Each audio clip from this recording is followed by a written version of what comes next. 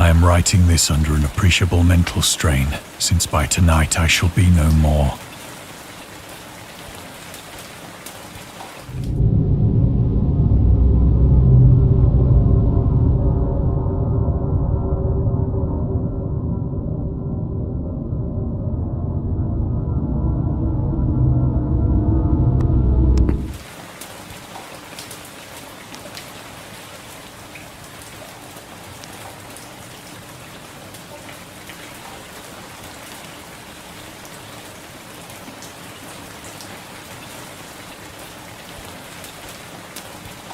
Penniless, and at the end of my supply of the drug which alone makes life endurable, I can bear the torture no longer, and shall cast myself from this garret window into the squalid street below. Do not think from my slavery to morphine that I am a weakling or a degenerate. When you have read these hastily scrawled pages, you may guess, though never fully realize, why it is that I must have forgetfulness or death.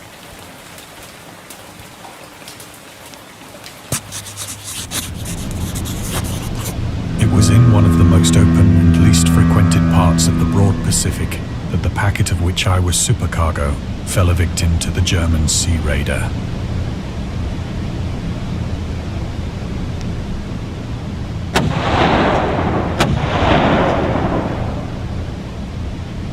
The Great War was then at its very beginning, and the ocean forces of the Hun had not completely sunk to their later degradation, so that our vessel was made a legitimate prize, whilst we of her crew were treated with all the fairness and consideration due us as naval prisoners.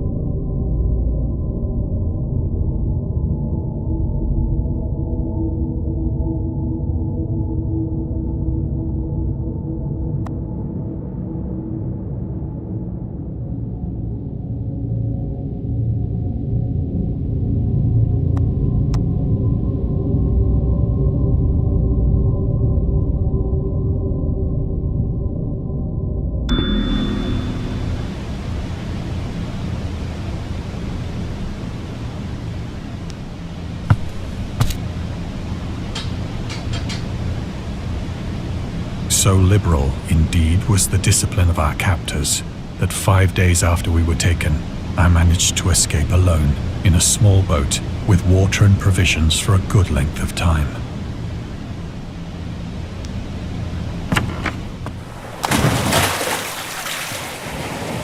When I finally found myself adrift and free, I had but little idea of my surroundings. Never a competent navigator, I could only guess vaguely by the sun and stars that I was somewhat south of the equator. Of the longitude, I knew nothing, and no island or coastline was in sight.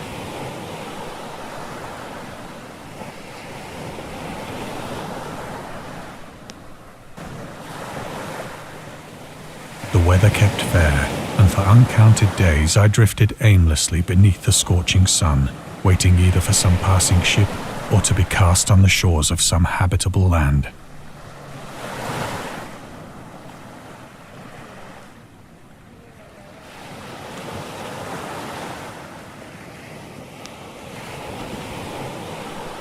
But neither ship nor land appeared, and I began to despair in my solitude upon the heaving vastness of unbroken blue.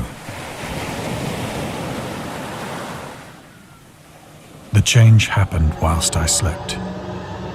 Its details I shall never know, for my slumber, though troubled and dream-infested, was continuous.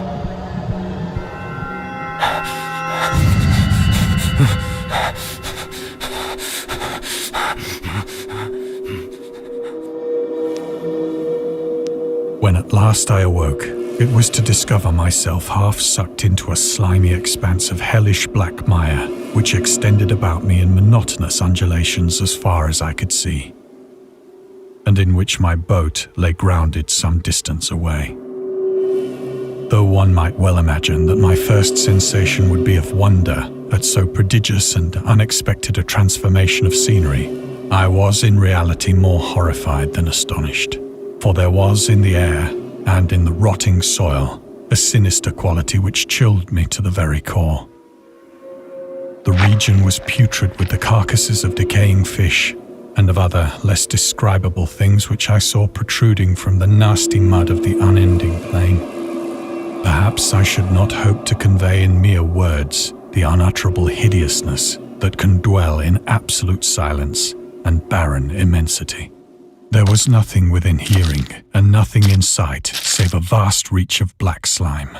Yet the very completeness of the stillness and the homogeneity of the landscape oppressed me with a nauseating fear.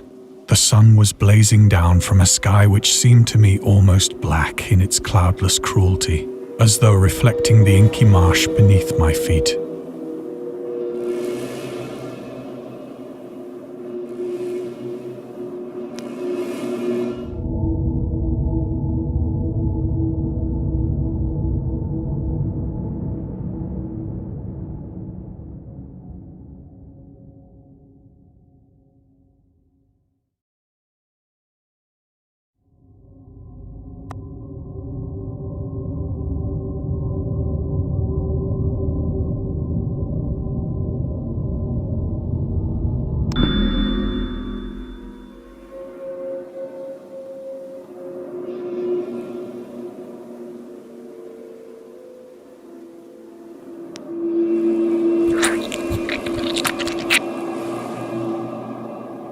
As I crawled into the stranded boat, I realized that only one theory could explain my position.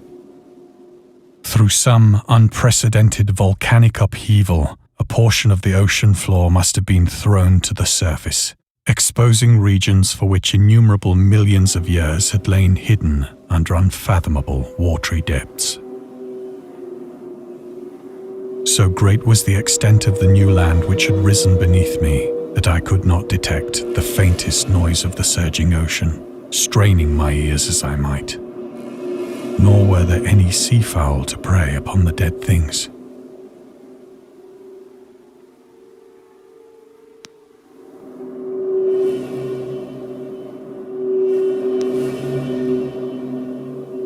For several hours I sat thinking or brooding in the boat, which lay upon its side and afforded a slight shade as the sun moved across the heavens.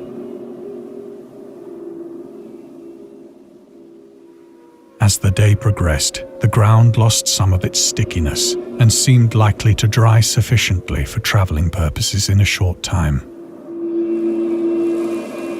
That night I slept but little, and the next day I made for myself a pack containing food and water, preparatory to an overland journey in search of the vanished sea and possible rescue.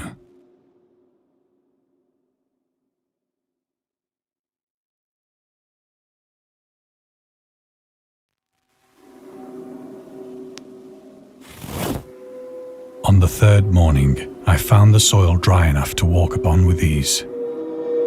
The odor of the fish was maddening, but I was too much concerned with graver things to mind so slight an evil, and set out boldly for an unknown goal.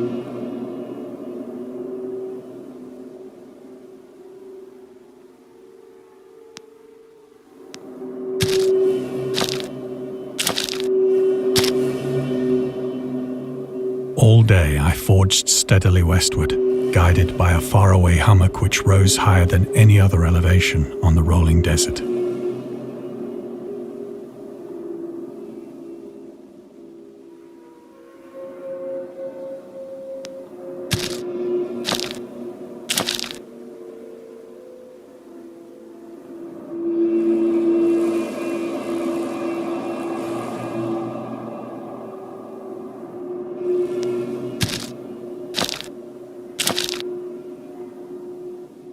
That night I encamped, and on the following day still travelled toward the hummock, though that object seemed scarcely nearer than when I had first espied it.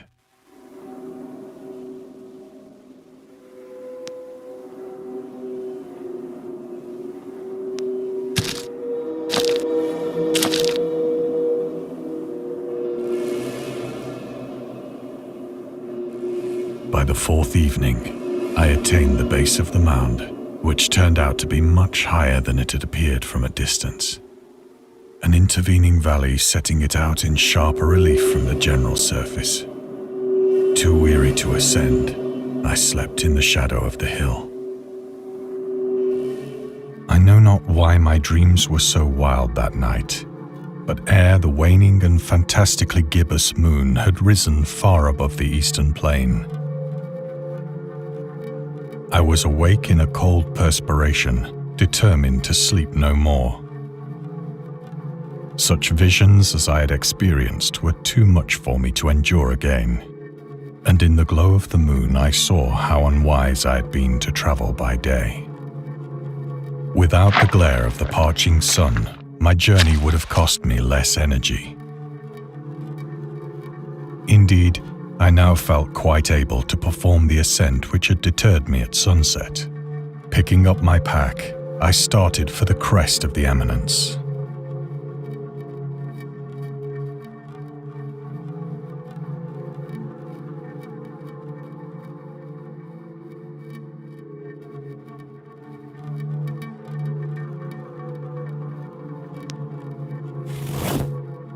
I have said that the unbroken monotony of the rolling plain was a source of vague horror to me. But I think my horror was greater when I gained the summit of the mound and looked down the other side into an immeasurable pit or canyon, whose black recesses the moon had not yet soared high enough to illumine. I felt myself on the edge of the world, peering over the rim into a fathomless chaos of eternal night. Through my terror ran curious reminiscences of paradise and of Satan's hideous climb through the unfashioned realms of darkness. As the moon climbed higher in the sky, I began to see that the slopes of the valley were not quite so perpendicular as I had imagined. Ledges and outcroppings of rock afforded fairly easy footholds for a descent, whilst after a drop of only a few hundred feet, the declivity became very gradual.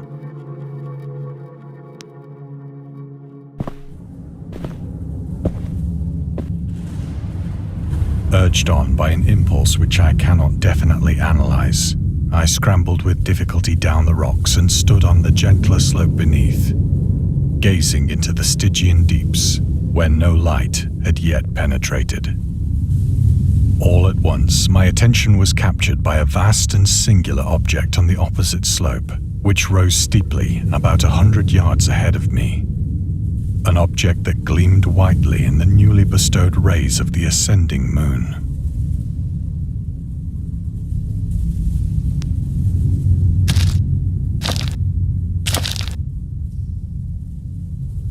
That it was merely a gigantic piece of stone, I soon assured myself. But I was conscious of a distinct impression that its contour and position were not altogether the work of nature. A closer scrutiny filled me with sensations I cannot express. For despite its enormous magnitude, and its position in an abyss which had yawned at the bottom of the sea since the world was young, I perceived beyond a doubt that the strange object was a well-shaped monolith, whose massive bulk had known the workmanship and perhaps the worship of living and thinking creatures. Dazed and frightened, yet not without a certain thrill of the scientist's or archaeologist's delight, I examined my surroundings more closely.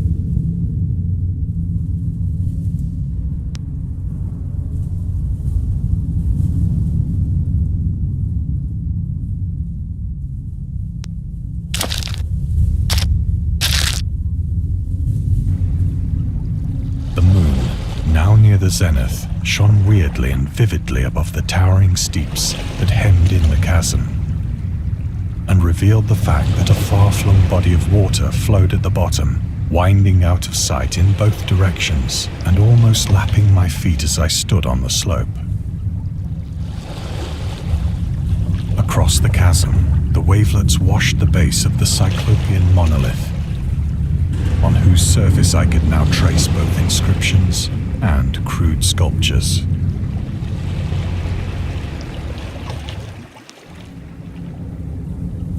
The writing was in a system of hieroglyphics unknown to me and unlike anything I'd ever seen in books, consisting for the most part of conventionalized aquatic symbols such as fishes, eels, octopi, crustaceans, mollusks, whales, and the like.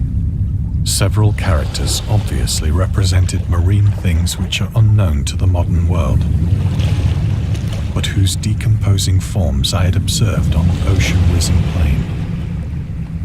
It was the pictorial carving, however, that did most to hold me spellbound.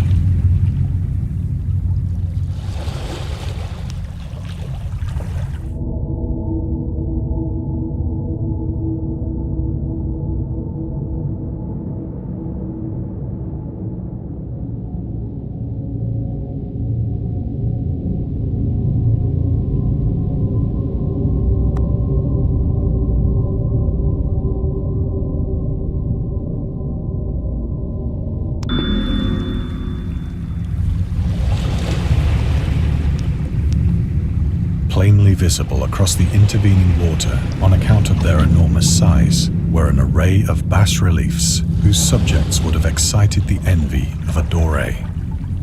I think that these things were supposed to depict men, at least a certain sort of men, though the creatures were shown disporting like fishes in the waters of some marine grotto, or paying homage at some monolithic shrine which appeared to be under the waves as well.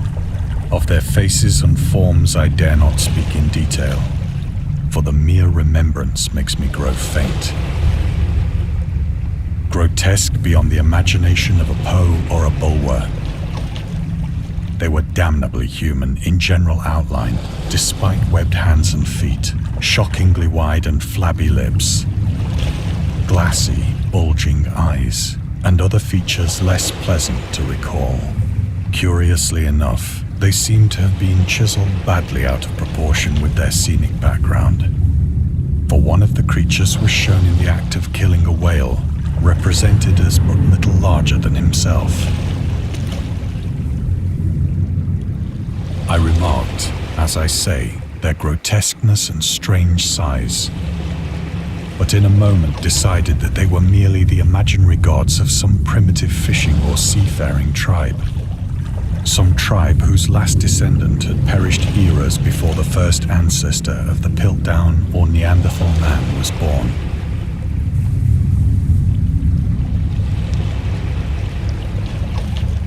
Awestruck at this unexpected glimpse into a past beyond the conception of the most daring anthropologist, I stood musing whilst the moon cast queer reflections on the silent channel before me. Then, suddenly, I saw it. With only a slight churning to mark its rise to the surface, the thing slid into view above the dark waters. Polyphemus-like and loathsome, it darted like a stupendous monster of nightmares to the monolith, about which it flung its gigantic scaly arms, the while it bowed its hideous head and gave vent to certain measured sounds.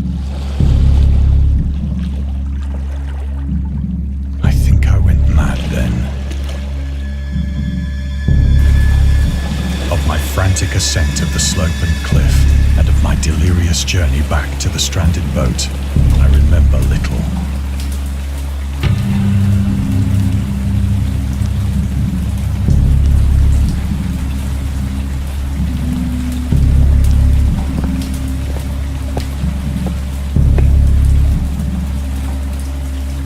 I believe I sang a great deal and laughed oddly when I was unable to sing.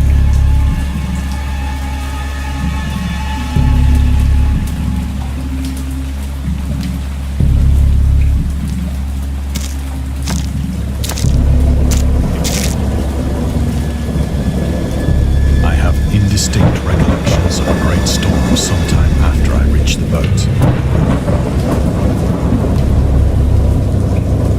At any rate, I knew I heard pearls of thunder and other tones which nature utters only in her wildest moods.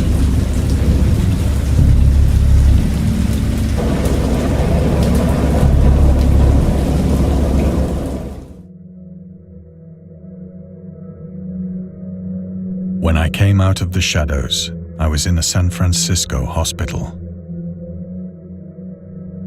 Brought thither by the captain of the American ship which had picked up my boat in mid-ocean. In my delirium, I had said much, but found that my words had been given scant attention.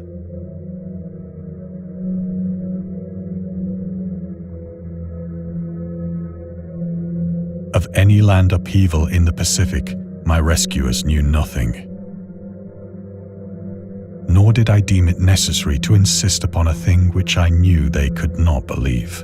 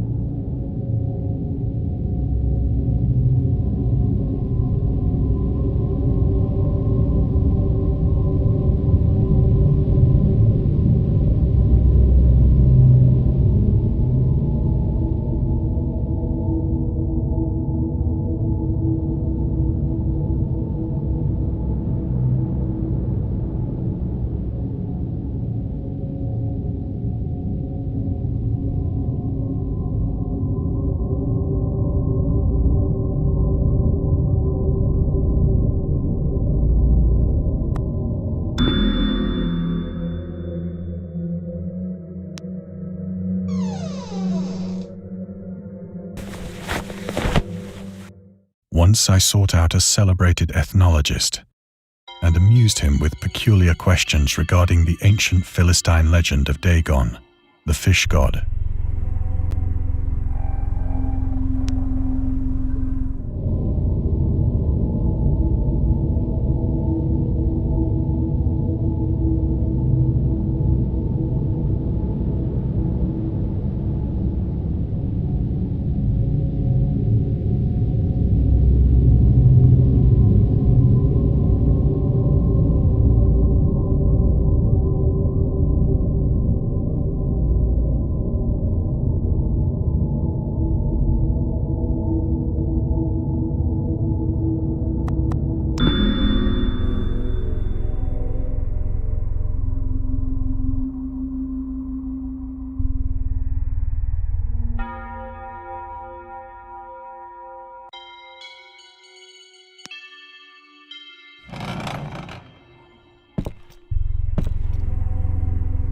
But soon perceiving that he was hopelessly conventional, I did not press my inquiries.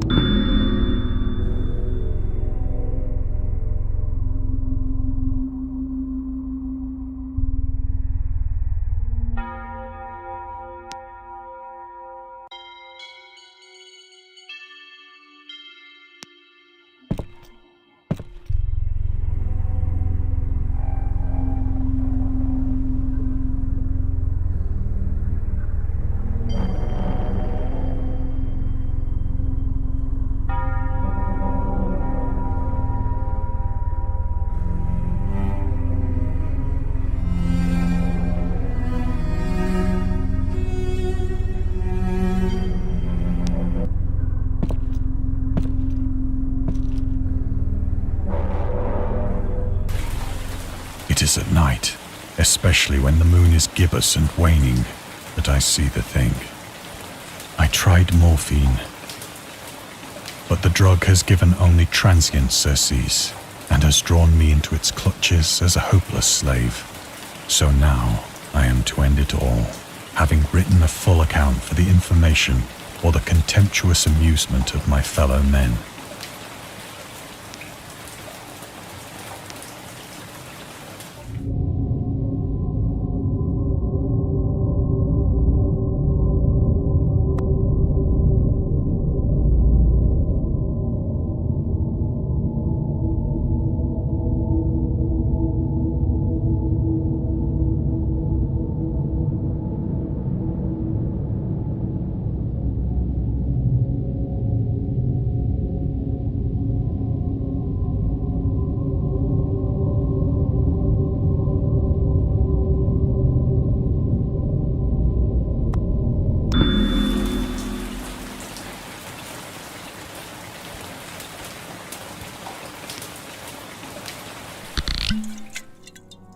Often, I ask myself if it could not all have been a pure phantasm. A mere freak of fever as I lay sun-stricken and raving in the open boat after my escape from the German man-of-war. This I ask myself, but ever does there come before me a hideously vivid vision in reply. I cannot think of the deep sea without shuddering at the nameless things that may at this very moment be crawling and floundering on its slimy bed, worshipping their ancient stone idols and carving their own detestable likenesses on submarine obelisks of water-soaked granite. I dream of a day when they may rise above the billows to drag down into their reeking talons the remnants of puny, war-exhausted mankind. Of a day when the land shall sink and the dark ocean shall ascend amidst universal pandemonium.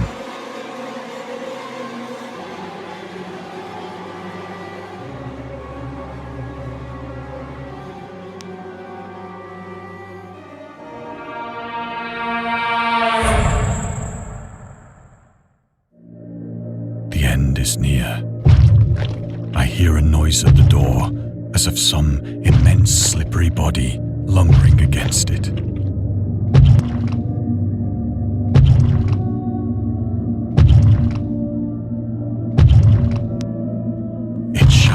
Find me.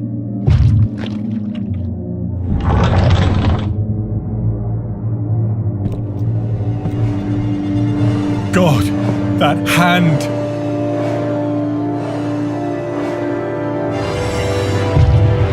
The window! The window!